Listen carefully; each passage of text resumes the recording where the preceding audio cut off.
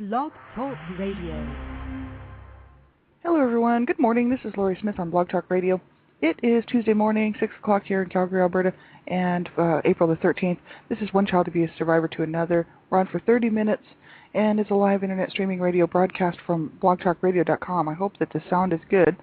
Sometimes the sound's a little bit bad, but hopefully this will be good and you can hear what I'm saying.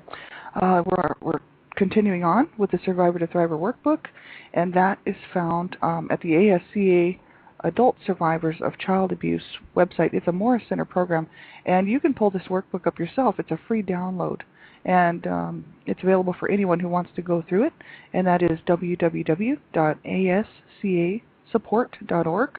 And it's a great workbook for adult survivors of child abuse because it's really intensive. It's 115 pages long, and it's 21 steps, and they actually ask that people go through it, the safety first chapter first of all, which is about 34 pages long, I think, 34 pages, somewhere in there. It's a huge chapter. It's called Safety First, and it's really to sort of assess and see where we might be in our healing and whether or not we really should continue on with the book. That is just so important because, if you're healing from child abuse, you as an adult, we really have to know where we are in our healing, and we don't want to regress. So the whole thing is that we want to move forward at a slow and steady pace. And so if you go back and read that Safety First chapter, it's a really good idea. It'll sort of show you, it showed me where I was in my healing. It'll show anyone really who's dealing with trying to heal from child abuse. It'll show you where you are in your healing. And this way you know how, if you should be doing the book or whether you should be doing the workbook like on your own or in a group setting or maybe with your counselor or therapist. So that's really important, and I would suggest that. I don't hold any professional counseling certificates or therapist certificates. I'm not a professional therapist or counselor. I'm just a person who sits on Blog Talk Radio who likes to bring information to people because I think that the issues surrounding child abuse are just not talked about enough. The information's out there. It's on the websites. It's available. But the thing is that most people in the mainstream society do not hear about child abuse, and I think that's part of the problem of why it's allowed to be so rampant and such an epidemic. Because child abuse is just always just shoved under the carpet, locked behind a closed door. Those are, some sort of normal people's ways of looking at it. It's just pushed under the carpet. Nobody wants to deal with it. No one wants to talk about it because it's such a painful thing. And not only that, but it seems to be that there's no answer to it. And really, honestly, there is, but it's all about education. It's about making the changes that we need to make in this society, really in our own communities, to help people who are having a hard time raising their children. And also, we need to really work on getting some better systems in place. I know, the Child Protection Services and different various branches of government that are out there trying to help children and protect them are doing really the best that they can. And I know that that's a fact. But the thing is that the system obviously has a lot of, problems. And just like anything else, it's not perfect. And will we ever have a perfect system? Probably not. But I just think that if more people got involved and started looking around at the children in your lives and watching out for them, just like I would, be looking out for any children in my life, around me, and taking a look and making sure that I'm aware of the signs and symptoms. Also, of parents who are struggling, we need to know what to look for when we're looking, not just at the child, but you might not notice the symptoms of child abuse on a child, but if you notice that the parents are having a lot of problems, drug addiction, mental illnesses, they just seem to be unstable, things like this, that the children are probably suffering in the home. And so that's why I just think that there's not enough people talking about this whole issue, and that's why it's still going on, in the state that it is. It seems to be escalating, but they're just not sure because they think maybe just more people are reporting it, which is great, but the whole idea being that the economy is really bad and people are having a lot of problems, and that can happen, and it's stressful, and people quite often don't mean to do what they do to their children. There are those that are mentally ill and they just do what they do because they are mentally ill, but a lot of times when it's stress related, people lash out at their children due to stress and emotional problems. Maybe they're just suffering in a domestic violence situation. And those people really need help, and so do those children. So that's why I'm doing this show, just to be one more voice out there to see if we can just make some change and make some changes for children so that children don't have to suffer at the hands of a parent or caregiver, or a child sexual predator, right? So it's so important that we all get involved and do what we can. So that's why I'm doing this show. It's not a professional show. And if the topics of abuse bother you, please turn the show off. That's, your discretion. You have to listen at your own discretion. And so if the topics of abuse or anything related to abuse or violence or anything like that, you have to turn the show off because it's your own discretion. So please listen at your own discretion. And also, if you're a young person under the age of 18, I fight for child rights. I fight for child safety. I really think that kids under the age of 18 should have someone know that they're listening to this show and possibly even tune into one of my archive shows just to see what we're talking about. Because I really believe that, children need to keep themselves safe because a lot of times their parents won't do it for them. And so if you have a counselor or teacher at school, someone in your life, who you trust and you think has a really good head on their shoulders, they can listen to one of my archive shows and tell you whether or not you should be listening to it. And then they can help you with questions, too, like if you have questions about the material, right? It's so important because I don't know where the players are now, so, I'm not sure who's listening, right? So I think, and if you're really young, you do need to have an adult listen to this show with you. It's about child abuse. It's ultimately for children, but the material is very mature and it's very adult-centered. So you do want to have someone listen to this with you, and they should be listening to and checking out everything you're doing online just to keep you safe, because if you look in the paper, you'll see there's all kinds of problems with child sexual predators getting hold of children, and how are they doing it? Online. So you want to get safe. I did a show last night on internet safety, and it did cover a lot of the issues surrounding children and youth online. And you have to make sure you keep yourself safe and that you keep, your family safe and everything. So you do want to be safe because kids are dying at the hands of child sexual predators. And if they don't die, their lives are ruined, right, because of being assaulted by a child sexual predator. So you do want to keep yourself safe, okay? And so that's just the best thing. Just become educated and aware of what's going on out there. So we got about 20 minutes left, and we're going to continue on with this Survivor to Thriver workbook, and from the Adult Survivors of Child Abuse, the ASCA, a Moore Center program at www.ascasupport.org. We're on page 105, which is step 17, and that's where we left off yesterday morning, and we're gonna get right into that. This step is actually, I can make necessary changes in my behavior and relationships at home and work. Excuse me. And I'll just read from the top of the page, and you can go there and actually pull this up and read along if you like. It says, this step challenges you to learn new interpersonal skills to replace old, maladaptive ways of relating. Like many survivors, you may never have learned these basic skills that are normally taught in a well-functioning, healthy family.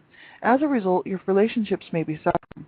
In order to create more fulfilling relationships at home, you may need to develop some additional skills in the more personal realms of parenting, sexuality, and intimacy. In addition, you may still be playing catch-up when trying to relate to others in competitive or even cooperative situations at work. And this may result in discomfort, stress, poor work evaluations, and even failure to achieve desired promotions or goals. They said here, assertiveness, listening, communication, decision-making, negotiation, conflict resolution, and leadership skills are among the many skills that survivors may need in order to relate more effectively in both personal and work relationships. Because you didn't acquire these skills in your biological family, you will now have to learn them and then adopt them as your own. With these skills available to you, you may find each day's task a little easier and more likely to yield positive results. With positive results comes more self-confidence in your abilities. So that's just it, assertive instead of aggressive, listening, communication, decision-making, negotiation, conflict resolution, leadership skills. Those are all skills that, many of us would not have learned growing up in an abusive home. We wouldn't not necessarily know how to cope or how to make good decisions for ourselves. We might not know how to negotiate properly because, if you grew up with a lot of violence and stuff, negotiation was just not there. It was just all about the violence.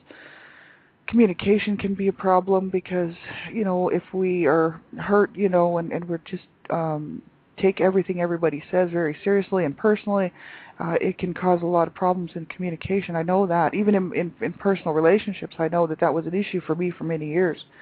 Listening, I still have listening skill problems. I have to work on that all the time. And I'm not sure exactly if it was the drug abuse or maybe just being hit in the head too many times. I don't know. But I have a real hard time listening, and I have to really pay attention to when I'm listening to people, and also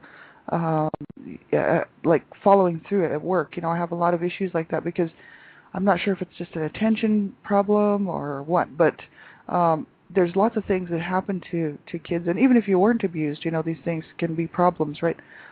This can be problems for anybody, really, but it is especially problems for people who have survived child abuse, right? Because you didn't see, or I didn't see very much normal behavior in my home. And the only time my parents actually acted normal anywhere, any kind of somewhat normal behavior, was when we were out at other people's homes. And they even didn't act normal at or try to behave themselves even out in public. Like if we'd go to restaurants, or we didn't go out to eat very often, but when we did, generally there would be a fight. And then, there'd be a huge fight on the way home, and then there'd be even a worse fight when we got home. It was really bad. Like, they just had no coping skills and really couldn't. I don't know why they even tried to go out to eat together or try to do anything together, because my parents were just so volatile towards each other, right? But they, when they were at friends' houses, of course they would clean up their act and they would behave themselves. And generally, my mom would sit separate from my dad. My dad would go and do his thing. My mom would do her thing, because if they were sitting together, generally there would be an argument, and then before you know it, my mom would be throwing coffee at him or whatever, and then pretty soon the fight would be on. So they had to stay separate all the time because they knew that they would just be fighting, right? So their behavior, I just never saw very much normal behavior. So growing up, I had to learn how to behave myself and how to act, appropriately, right? So that's the thing. There's a lot of behaviors that we pick up, being abused as children, that are not appropriate. And I had to learn all this stuff really on my own and just by watching other people. And I actually had some input from friends and friends' parents who would tell me that's not appropriate. And it's not that they would be hard on me. They knew that I grew up in this horrible home, but they would try to coach me, and say, well, that's just not appropriate behavior, and I would think about it, right, and try to carry it with me. But I still have work to do, and I think, survivors of child abuse, depending on how long you were abused and how long the abuse went on and and severity and whatnot, it is a very hard thing to do if you didn't see any normal behavior. And what's really sad is that the rest of my family, because they didn't see any normal behavior either, they all think that was okay. See, they don't see that there was anything wrong with that behavior. And so that's just unfortunate for them, because they're not really trying to heal or move on or understand that is not good behavior, and that there is something wrong with that type of behavior, but they think it's okay. So it's really sad what it does to people. It does definitely have an effect on people, and it warps people, right? And so a lot of my family members refuse to get help, or they don't even want to know or even acknowledge that behavior was bad, and then try to learn from it, right? So it's very unfortunate.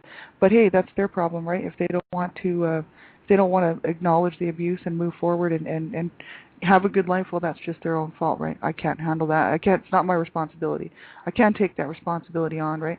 I just have to be responsible for myself, and I just know that I had to really work on myself really hard to get where I am today, let me tell you.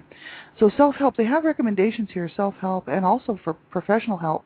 And this is ASCA, recommendations for what we can do with this chapter, regarding this chapter. So I'll read the self-help part right now.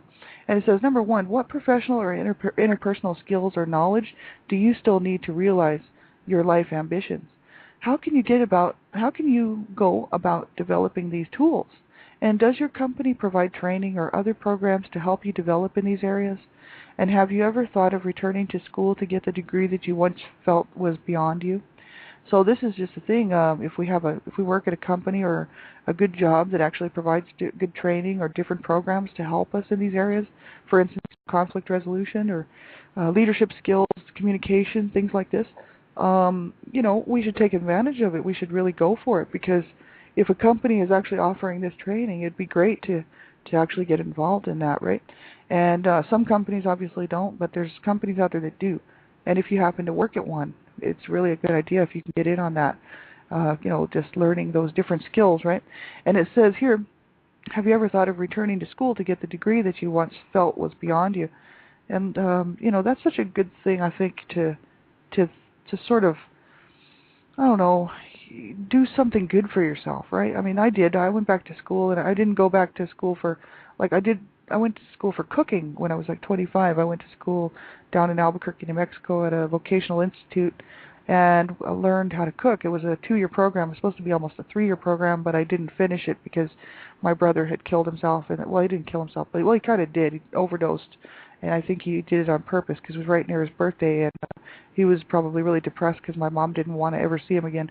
Like, she would not let him come home, and she wouldn't even say a kind word to him on the phone. And so 4 months later, he was dead. So really quite sad. But I decided I was actually going to school at that point, and then when that happened, I took some time off because my mom fell and had a stroke and all this, and the whole thing just went kind of bad. But so I didn't go back and finish that degree, but I did learn how to cook. I got some certificates for food service and stuff like that, and I was actually able to go and work in the food service industry with those skills, and that really helped me out because it gave me another skill. It was a challenge for me to work with chefs and work with people in the kitchen. It was a really good challenge. And then I'm going back to school part-time at Mount Royal University, just part-time studies, right? But I just think that anytime you do anything like that, it really helps boost your confidence, and it really helps you see that you do have these skills, and you can actually do it, just like everyone else. And not only that, but it gets you a degree at the end, or some sort of certificate. And really, it does help. It looks good on a resume. It also just makes you feel good to finish and accomplish something on your own. And and then you can just say, look, so I did it. You know what I mean? And it's just so important, right, to have sort of set some goals that are actually obtainable, not too not too outlandish goals, right? We don't want to get too far ahead of ourselves, because then we set ourselves up for a fall. If it doesn't happen, then we're all disappointed, right? So I think it's better to set some goals that are just sort of short-term goals that we know we can accomplish. Because once we're done with those, we're like, hey, we can move on to the next goals. I just think it's really important because growing up in an abusive home, my parents did not encourage us. They did not encourage us. Our mom or dad didn't encourage us to do anything, and not even to really stay alive, right? So they didn't encourage us to try to reach out and do anything good. My sister was actually a really good runner, and there was a running team, a running outfit in Albuquerque. The Duke City Dashers wanted to pick my sister up and have her be part of the team because she was so good at running, and I was too. We were actually pretty good at that. But my parents didn't even encourage that and wouldn't give her the money to do it. And I'm sure that my mom had it. My mom smoked, and they used to spend hundreds of dollars on groceries. We never had any problem with food in the house. We always had food in the home, but we were always beaten on and cursed at, right? So it didn't matter if there was food in the home because you didn't want to eat because you were just getting your butt kicked all the time. So who cares, right, about the food? But anyway, my mom was very good at providing food. She just wasn't very good at providing love. And so, she was a very violent woman. So yeah, the thing is they didn't encourage her, so she lost her opportunity to go and be part of the Duke City Dashers at a very young age, and I think that really had it kind of really brought her down, and my parents should have supported that, and my parents really didn't support anything that any of us did. There were 7 children, and not one of us were actually encouraged to do anything, and that's abuse. I'm sorry, but it is, and when you don't provide the best for your children, and you don't try to help them have a good life, and you just tell them that they should be dead and that you should have killed them and stuff like that. I'm sorry, that's abuse. And a lot of people don't think about stuff like that when they talk to their kids like that. You have to encourage your children to do well if you want to see them have a good life.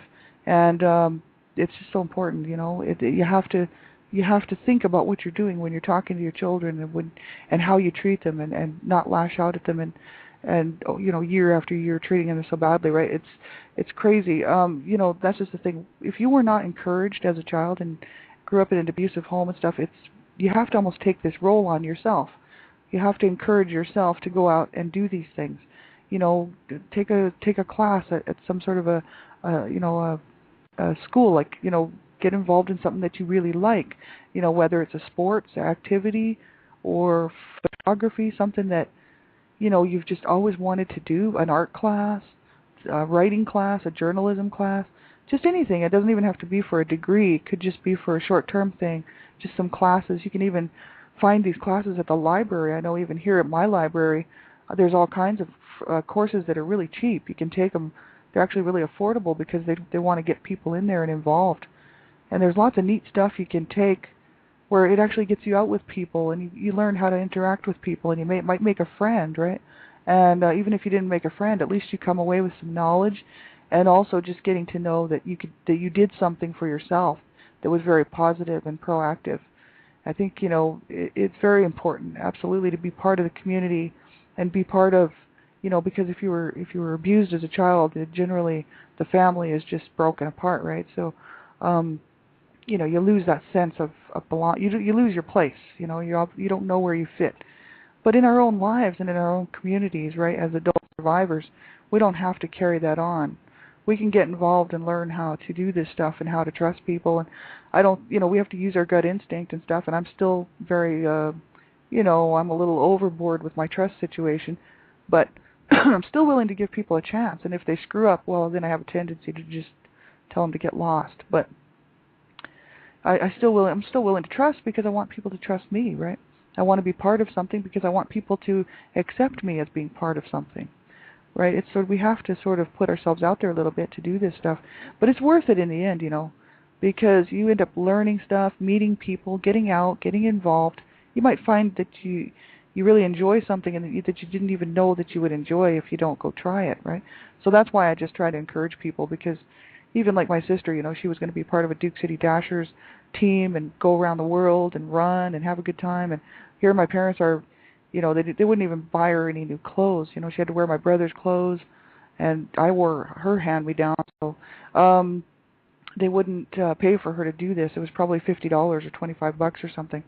And here's my mom smoking, and just wasting money on that kind of stuff. And she just didn't care. She did not care one bit. And they never really did try to encourage us in any way, So it was just horrible. And so, she lost that opportunity. But now as an adult, she does quite well. So that's wonderful. And number 4, it says here, it says number 3, check with your local community college or university extension division for workshops and courses on the topics that you have targeted for yourself. There's all kinds of good stuff out there. You just have to start looking around. And number 4, many work-oriented skills are transferable to your personal life. Make a list of the professional skills that you feel will also help you in your personal and family relationships. And that's a good idea, right? Like, for instance, conflict resolution, right? I mean, if we can learn that at work, we could transfer that right into our personal lives, And it is so important, absolutely. And I was thinking about taking conflict resolution as well, and a whole bunch of courses, because I really want to get involved in advocacy and fighting for children's rights, and I want to kind of do the whole thing and get a degree, So I still have a long way to go, but I got to just keep working towards it, right, and not allow myself to become down because it's not happening as fast as I want, or it's not happening the way that I want, right? It's the same in our healing. You have to keep an open mind. Things don't always happen the way that we want them to, and that's a fact. And, I learned that at an early age. Things don't happen the way you want them to. If you're abused as a child, you certainly know that. I certainly knew that, right? Because I didn't ask for any of that abuse, right? And it happened. So it's pretty obvious that things happen. But if you if you change your attitude, you change your mind towards things, and really just look for what you can actually do instead of looking for what you can't do, I think we get a little bit farther that way. That's what I do, is I don't focus on what I can't do.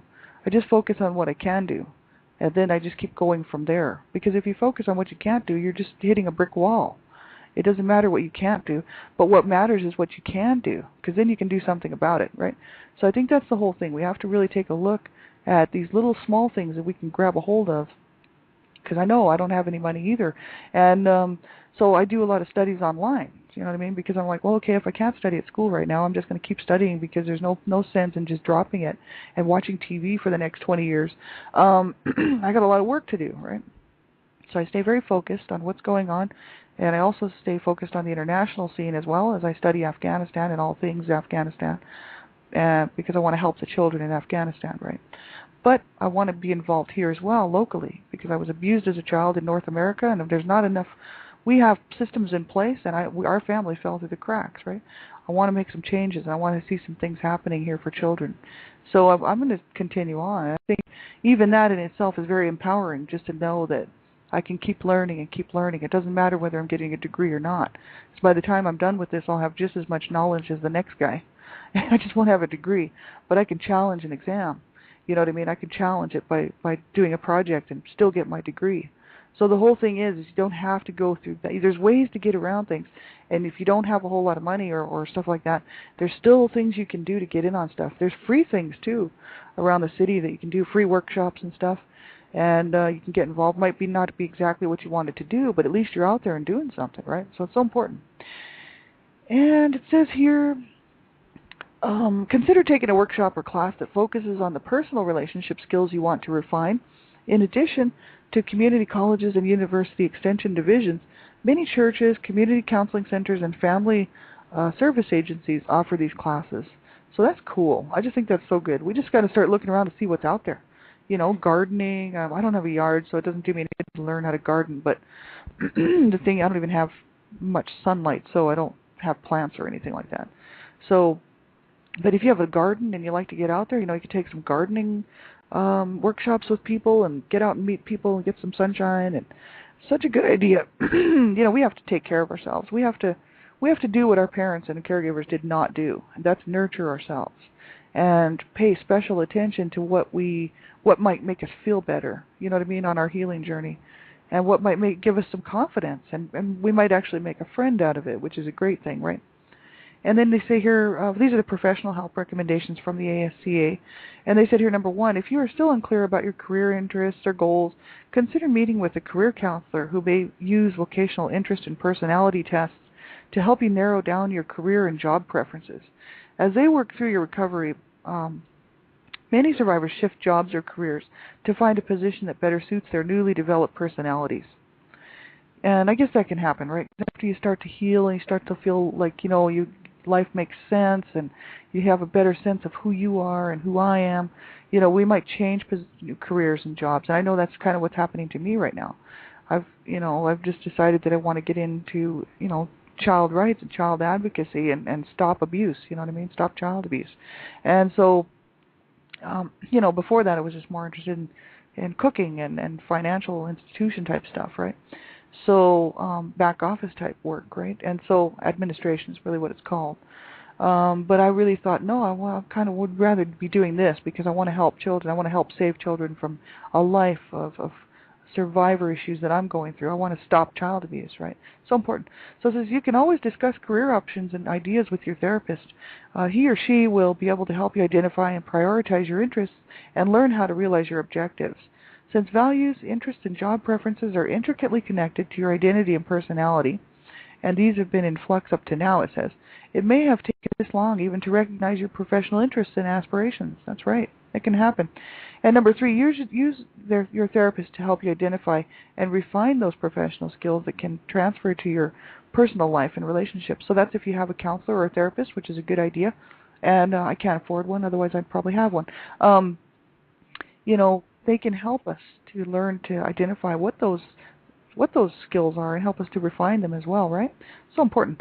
So we have about a minute left. I'm the Canada Regional Director for Dreamcatchers for Abused Children. I'm so happy to stand with them. You can check out the website at http://dreamcatchersforabusedchildren.com. And they have some great information on there. Just check it out. There's so much good information there. We have Dreamcatchers Talk Radio on Blog Talk Radio as well, and that is at www.blogtalkradio.com/Dreamcatchers. And we're going to go 5 days a week, 4 hours per day. There's going to be 4 different hosts, all kinds of guests. And we're on tonight, 6:30 p.m. Eastern Standard Time for half an hour. It's Donna Shear. She is the host, and she is the president of Dreamcatchers for Abused Children and best-selling author. And she's going to be hosting tonight. I'll be co-hosting. But starting May 3rd, we're going 5 days a week for 4 hours. That's Dreamcatchers Talk Radio. So, you know, if you want to be a guest on there, you can contact one of us. Just get a hold of us if you would like to be a guest. And I hope you can tune in for that. It's going to be some great information. There's going to be some awesome guests on there. Elizabeth Brawley out of Florida, Tammy Tanko, and I believe she's in Colorado, but quite sure. There's Donna Shear and myself. And these people are so awesome. They're going to have some great information. This is all about child abuse prevention. This is all about promoting awareness, education, and prevention of child abuse. So I hope you can tune in. It's just awesome. Everybody have a great day. I'll be back on tonight at Dreamcatchers Talk Radio, but I'll be back on tomorrow morning with my own show at the same time, 6 o'clock in the morning, one child abuse survivor to another. And until then, take care, everybody, and have a great day, okay? Bye-bye.